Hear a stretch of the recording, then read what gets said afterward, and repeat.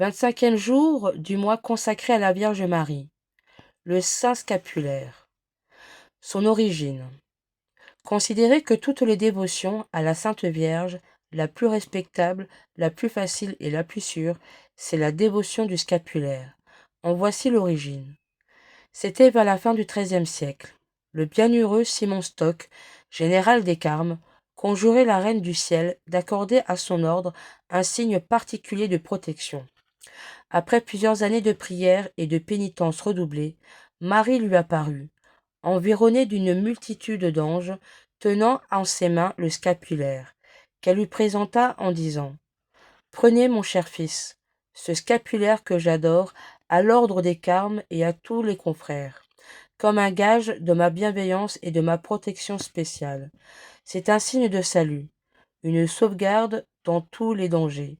Quiconque mourra dans ce saint habit n'endurera jamais les supplices éternels. » Cette céleste apparition et ces consolantes paroles remplirent de joie Simon Stock et tous les enfants du Carmel.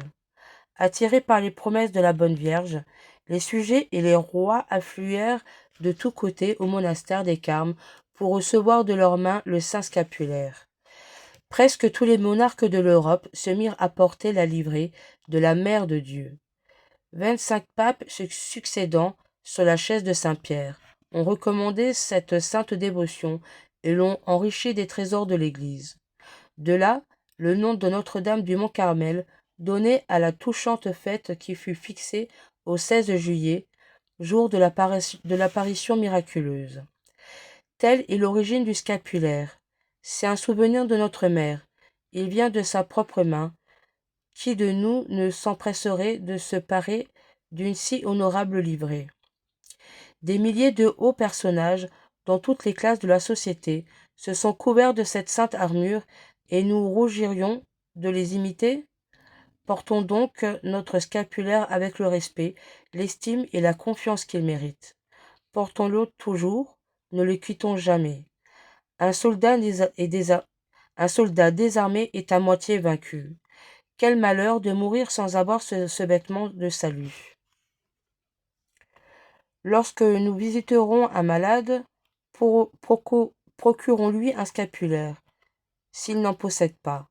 Par là, nous lui attirerons la protection de Marie et nous lui assurerons un triomphe sur l'ennemi du salut, qui va redoubler d'efforts pour le perdre. Ses avantages. Maintenant, quels sont les avantages du saint scapulaire ? Ils sont riches et nombreux. D'abord, il nous donne comme un droit aux faveurs privilégiées de la Sainte Vierge. À cette marque, elle nous reconnaîtra pour ses enfants.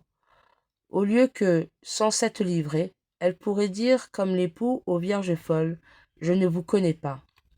Ensuite, il nous assure une large part des prières et des œuvres spirituelles de l'ordre des Carmes et des Carmélites et de tous les membres de la confrérie, si nombreux dans l'univers. De plus, le scapulaire, comme l'indique son nom, est un vêtement, une espèce de cuirasse contre les ennemis du salut, le monde, les démons et nous-mêmes. Combien de jeunes gens ont reculé devant le crime à la vue de cette auguste image ? Combien de pécheurs ont senti renaître leur confiance en le pressant sur leur poitrine ? Que d'endurci à l'article de la mort, il a entrepris et sauvé.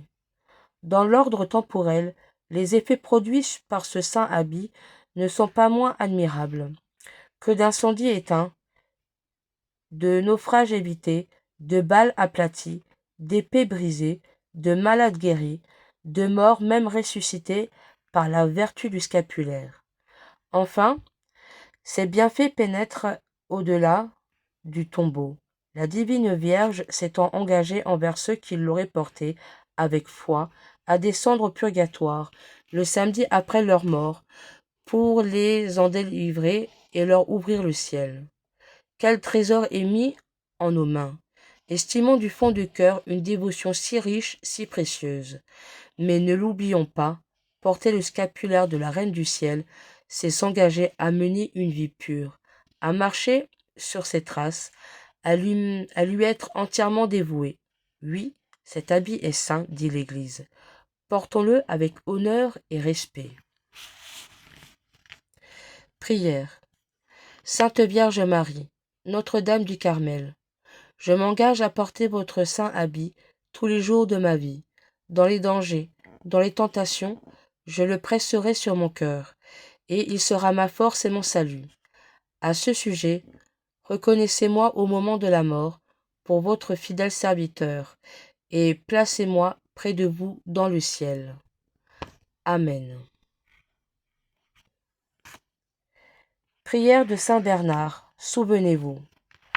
Souvenez-vous, ô très miséricordieuse Vierge Marie, qu'on n'a jamais entendu dire qu'aucun de ceux qui ont eu recours à votre protection, imploré votre assistance ou réclamé vos suffrages ait été abandonné. Animée d'une pareille confiance, ô Vierge des Vierges, ô ma mère, je viens à vous et, gémissant sous le poids de mes péchés, je me prosterne à vos pieds. Ô Mère du Verbe incarné, ne rejetez pas mes prières, mais écoutez-les favorablement et daignez les exaucer. Amen. Invocation à Jésus, Marie, Joseph. Jésus, Marie, Joseph, je vous donne mon cœur, mon esprit et ma vie. Jésus, Marie, Joseph, soyez mes défenseurs pendant mon agonie. Jésus, Marie, Joseph, que doucement j'expire en votre compagnie. Amen. Magnificat. Le Seigneur fait pour moi des merveilles, saint est son nom. Son âme exalte le Seigneur, exulte mon esprit en Dieu, mon Sauveur. Il s'est penché sur son humble servante, désormais tous les âges me diront bienheureuse. Le Puissant fit pour moi des merveilles, saint est son nom. Son amour s'étend d'âge en âge sur ceux qui le craignent. Déployant la force de son bras, il disperse les superbes.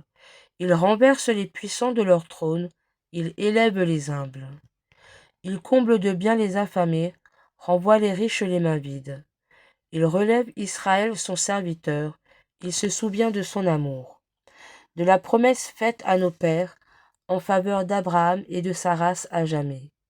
Gloire au Père, au Fils, au Saint-Esprit, maintenant et à jamais, et dans tous les siècles des siècles. Amen.